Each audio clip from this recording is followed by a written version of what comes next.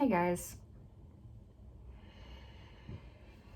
just sitting here thinking about stuff, looking at my YouTube channel. I've realized that I have gained about 20 something subscribers. I'm almost up to 400 subscribers now. My goal is to have 500 subscribers by the end of the year, so I'm hoping maybe that'll happen, but it doesn't really matter regardless. The people that do subscribe and watch my videos, I cherish and I think they're awesome, and I always thank you for that. So the last video I did was a May 2024 life update. I had a lot of good feedback on that video. A lot of people said they liked it and they wanted to see more of it, more videos like that of me just sitting here talking. I just realized I didn't drink all of my coffee. What the heck? So as everybody knows, we're halfway through the year. We will be, as in like 2 weeks. We're going to be halfway done with 2024. I am not going to lie, you guys. I am not sad to be halfway through 2024. Now, I will say this. I'm a summer girl. I love summer. Like, we're about ready to enter summer here pretty quick, and it's my favorite season. Spring and summer are my two top favorite seasons. As I've gotten older, I have started to like winter, but I don't like fall. I have never liked fall. Winter I like because it just kind of like, for me, it's kind of like a fresh start. Like, I basically can really start to think about what I want to do for the year ahead, and as well as I focus a lot more on like growing, like doing stuff at home and things like that. And it's a season of like growth. Like, that's basically what winter is to me. Spring and summer pretty much for me are kind of like putting those things into action and really just kind of starting over brand new, just starting over fresh. The one thing I like about the month of June is that it is the halfway midpoint of the rest of the year.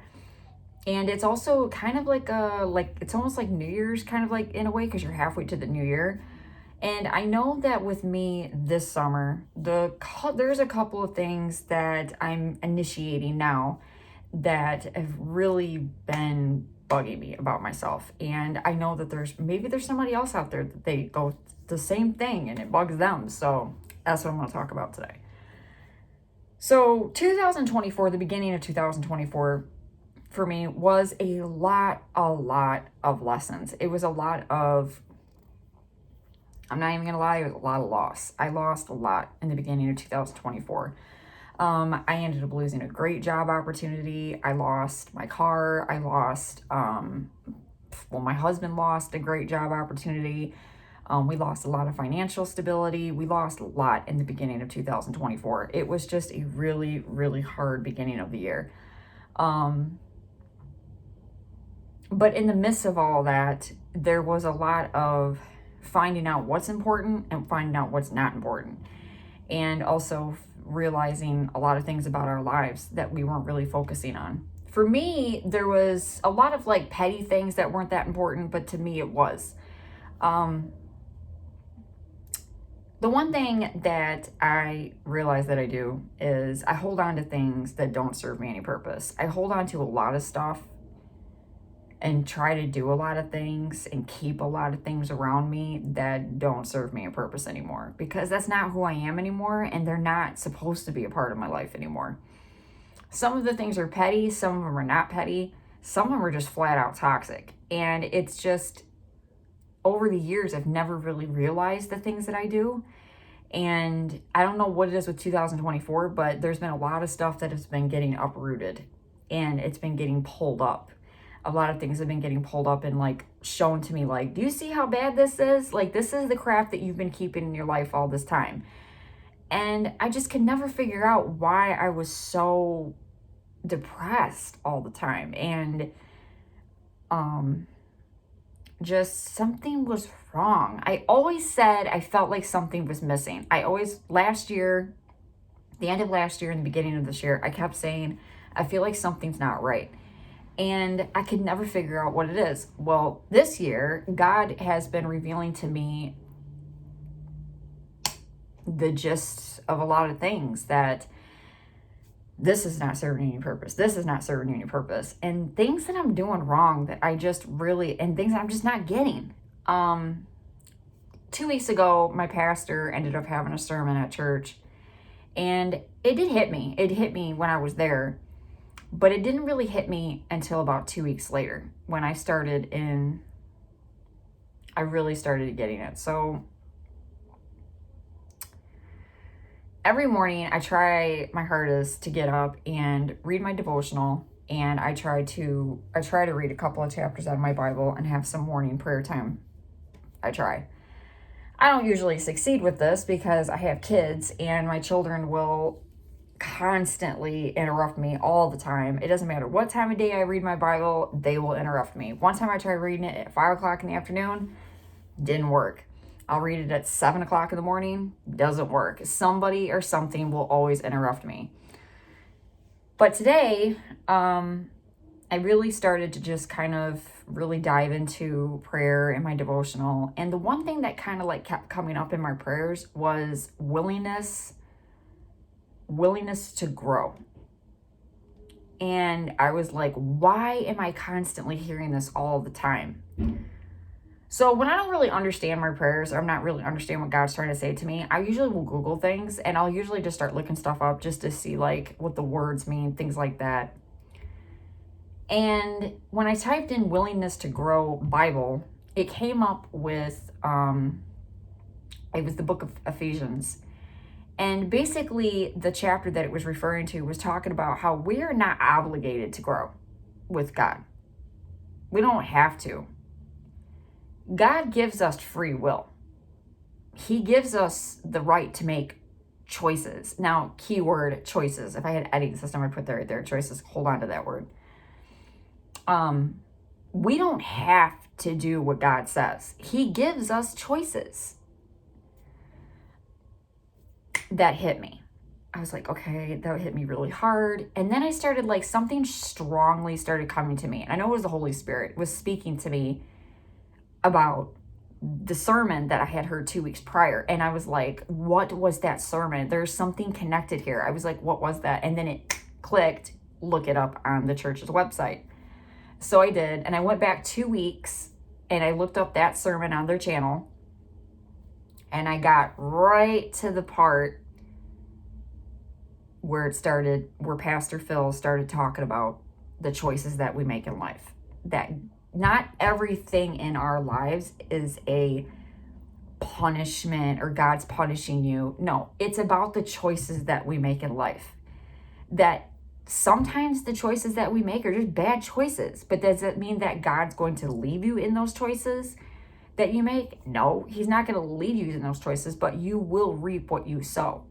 And basically you will, there's going to be consequences to the choices that you make. But the fact of the matter is that God will not leave you. He's not going to leave you just because you made a bad choice.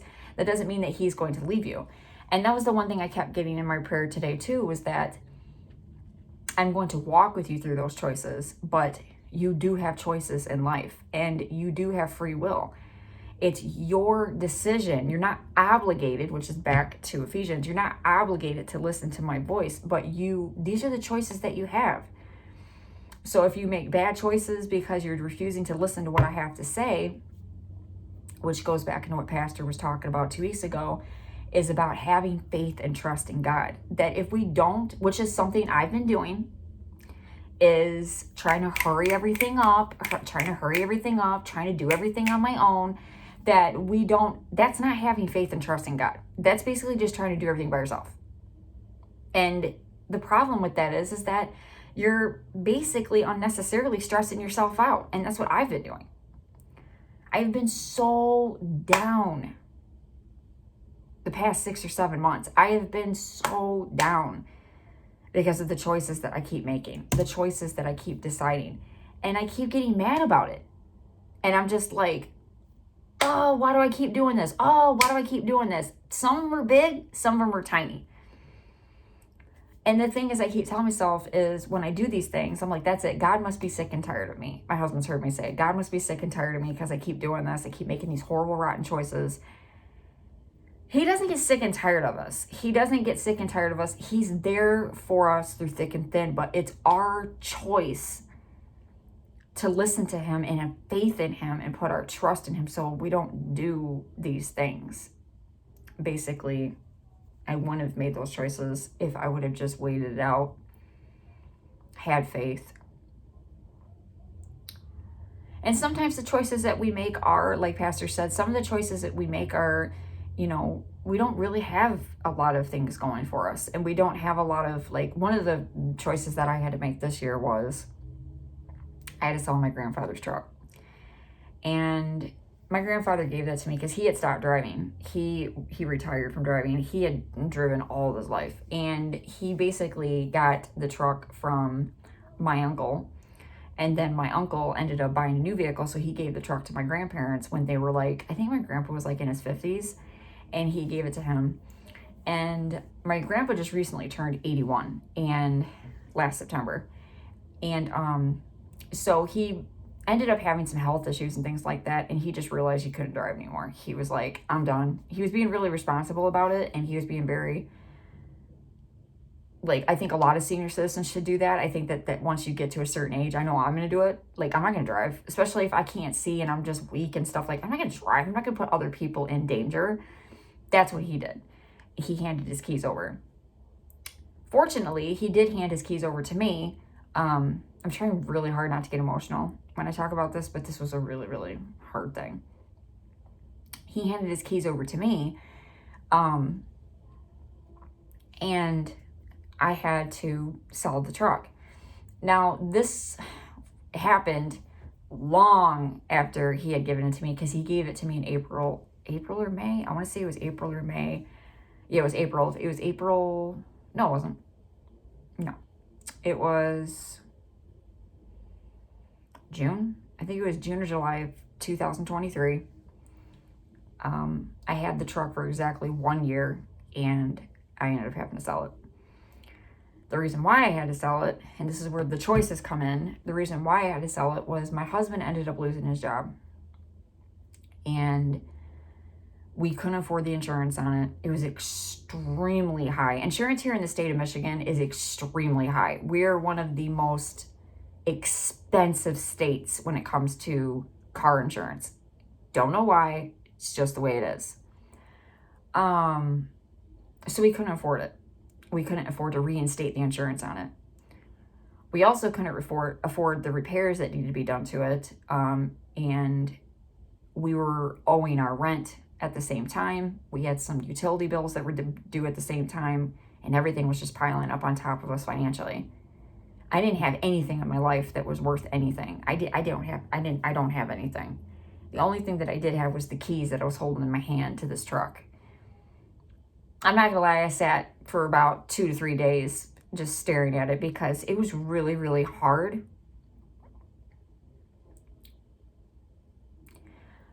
It was a lot of sentimental attachment that was behind it. Now, at that time, I did not cry. That's probably why I'm getting emotional talking about it now, because it's something I've been repressing for a really long time.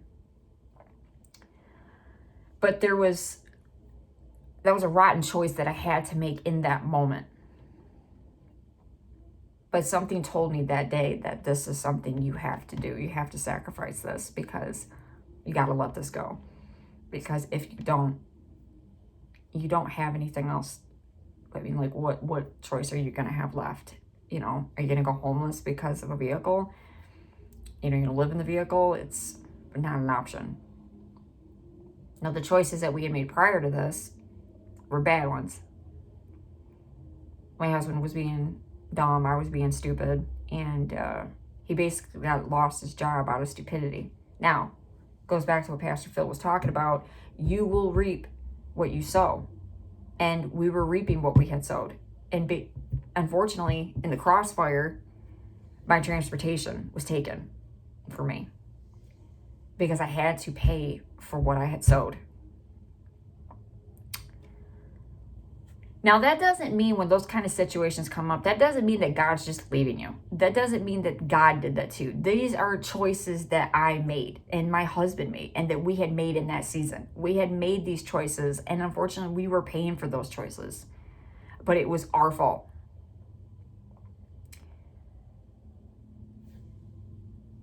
At that time, I was extremely angry and I was extremely frustrated.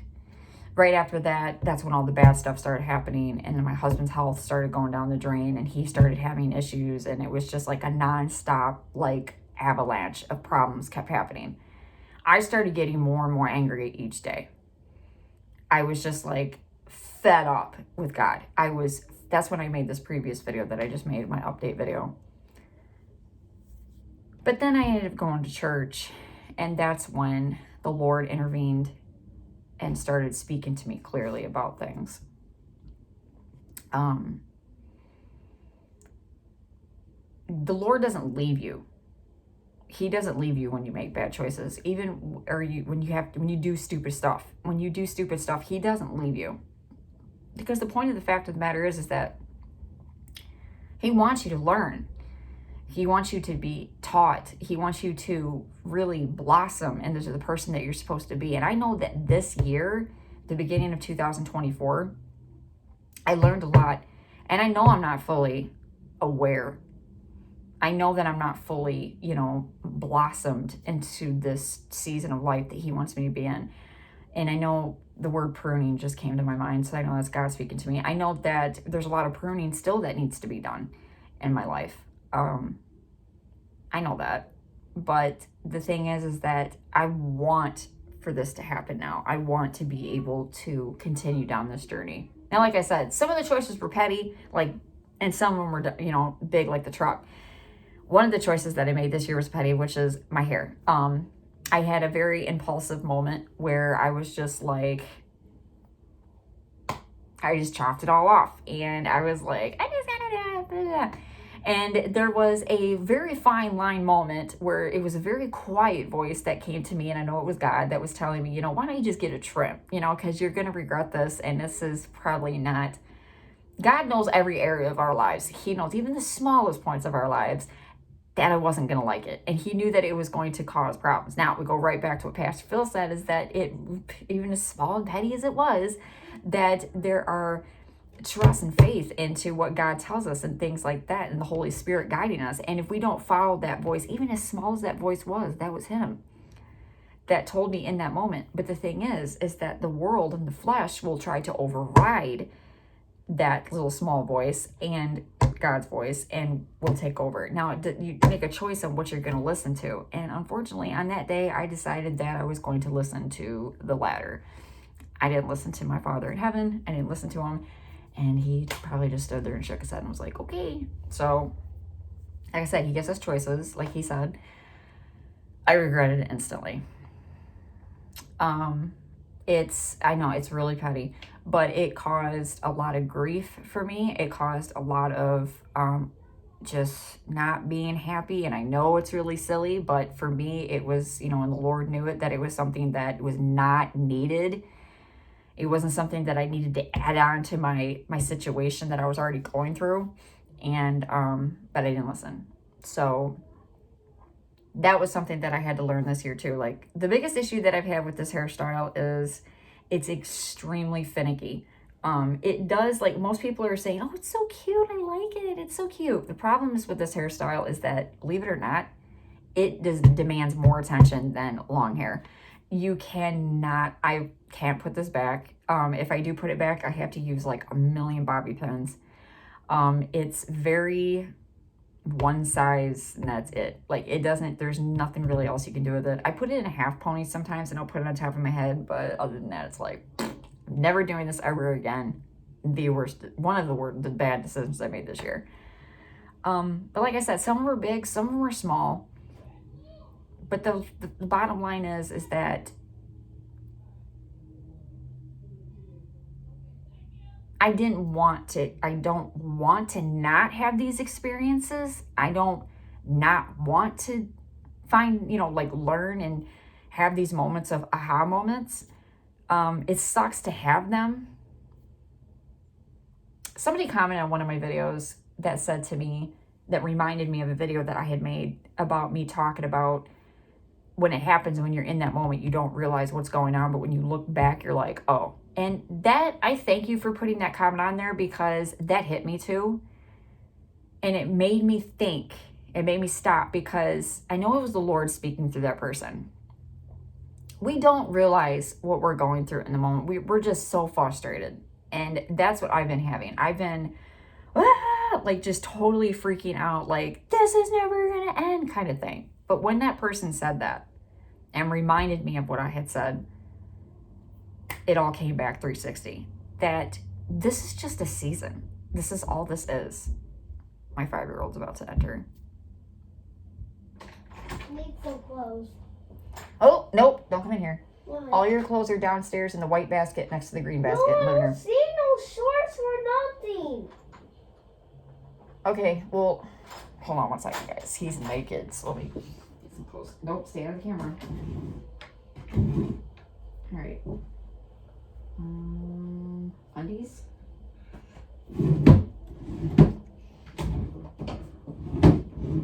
And shorts.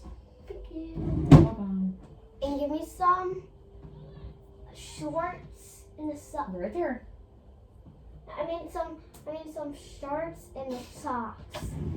We got those. Here you go. Oh, here you go. Your socks. You don't need a shirt. It's really hot outside. Okay. Can I go outside now? No, not yet.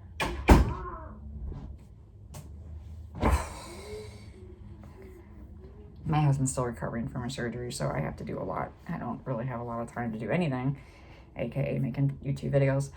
Now I totally forgot what I was talking about. But anyways, that comment brought me back 360, that this is just a season of my life that I'm in, and I've been here before many, many, many times in my life. I've been in these seasons where I'm like, I'm thinking that nothing's ever gonna end. I remember when I was pregnant with when I was pregnant with my youngest, that was such a hard time in my life. I just remember being completely miserable for 9 months. It wasn't even the pregnancy itself. The pregnancy itself physically was fine. Like, I didn't have any issues whatsoever physically with him. He was easy peasy lemon squeezy. But the emotional trauma that I went through, which I'm so thankful that Logan never came out with any issues whatsoever. He is smart as a whip and he's a little joker. Totally normal kid. But the emotional trauma that I went through in that time, my husband was going through it back then. He was doing drugs. He was constantly drunk. He was intoxicated all the time. I was pregnant during the summer. I found out I was pregnant in February of 2018. And then I was pregnant all summer. Well, all that summer he was gone. He pretty much would say he was going to work, and he wasn't going to work. He would leave at like 6 o'clock in the morning, and he would be gone all day. And he would come home, and he would just be completely obliterated drunk. He did have a job at that time. He was working at a car wash, and it was really like an easy peasy job. It wasn't, I don't like using easy peasy, but it was an easy job. It really wasn't anything to it. He basically was just like washing cars, drying them, collecting money, and he would get tips, and then he would get his paycheck, and then he was supposed to go home. He got paid weekly. It was really easy. Like, it wasn't even that hard. My husband at that time was struggling with alcoholism and a drug problem, and he basically was taking all of his tip money and he was blowing it on himself, and he was just hiding it. He would say that they didn't get paid that day, and for some strange reason, I was very naive back then. I was very, very naive. I believed everything he said to me. I think one of the reasons why was because we had been like a couple of years prior to that, before my oldest son was born, we had gone together through a really traumatic event in our lives. We basically were just homeless together. We had gone through a lot together. So there was a kind of like a bond, but it was, it was a trust thing. But the thing is that once we got secure in our lives, I don't really know what happened. He just kind of I don't know, like he just kind of just checked out, and he was still struggling with a lot of stuff. Well, meanwhile, I was pregnant, and it was one of the hottest summers of the year, 2018. It was so bad, and we had just moved into a new apartment, It had no air conditioning at all. Now, the apartment that we had moved in prior to that had central air in it, and we were pretty much spoiled on central air. We ended up moving into the new place that we were moving in, and that first year that we had lived there, we had no air conditioning at all, and I was pregnant, and it was the hottest summer. He was gone all the time. I was with my oldest at that time was only 2.5 years old, and we had not found out that he had ADHD yet. He had not been diagnosed with anything. He didn't even start seeing the doctors for anything at that time, so I was going through it with him. He wasn't sleeping right. He was staying up until 1:30 in the morning, just running around the house. I wasn't able to really like sleep and eat properly. I was exhausted all the time. I was just completely wiped out. And on top of this, I was dealing with these issues from my husband at that time. It was just a really, really rotten year. It was a horrible, horrible year. And I just remember falling on my knees so many times and praying to God that, like, is this ever going to end? Like, is this it? Like, is this my life? And within a matter of less than a year, my life completely turned around because I held on to my faith. I held on to my trust in God, and I just kept holding on. And with a matter of a year, my life had gone from down in the dumps to the top of the mountain. We ended up getting a car. We ended up getting financial stability. We ended up getting like all this stuff.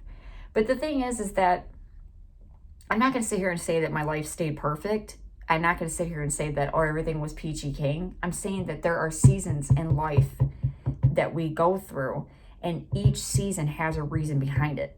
Because I know in that season, in 2018, the one thing that I learned about myself was I was a lot stronger than I thought. That I was a lot more self-sufficient. That I was a lot, I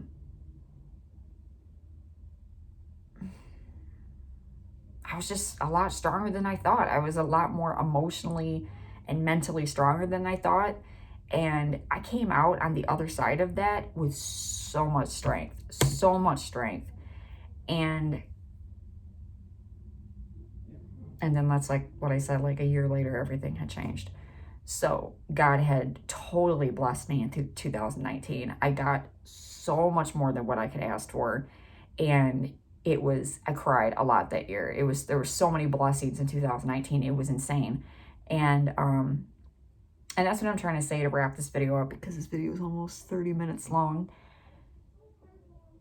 The one thing that half of this year has showed me is that seasons in life are temporary, but pay attention, because you are being taught things that are going to be fruitful. They're going to help you blossom, and they're going to help you bear fruit. But there is a pruning that we have to go through. Things are going to happen, but once is over with, things start to blossom and things start to happen, and you're like, whoa, whoa, whoa. And it just keeps happening because God's planting seeds. He's planting seeds in your life that just because you can't see it doesn't mean he's not doing it. Doesn't mean that he's not sprinkling the seeds behind you. He's not walking behind you and like dropping seeds. Everything that you go through is for a reason. And if there's anybody else that's watching this video and you're going through it this year, it's called the pruning season, and things are getting snipped away because new things are about to come and blossom through. And that's what I'm holding on to. So thank you for watching my videos. Thank you for sticking along the ride and seeing where we're at in a year. To the people that do, to the people that comment and leave me really great comments, you guys are awesome. I appreciate every single one of you. And hopefully I'll be able to do a mukbang soon. I might just do one tonight. We're supposed to be having potato salad and barbecued pork for dinner. I'm actually really excited for that dinner. So hope to speak to y'all again soon. And thank you for watching my videos. Peace out, you guys.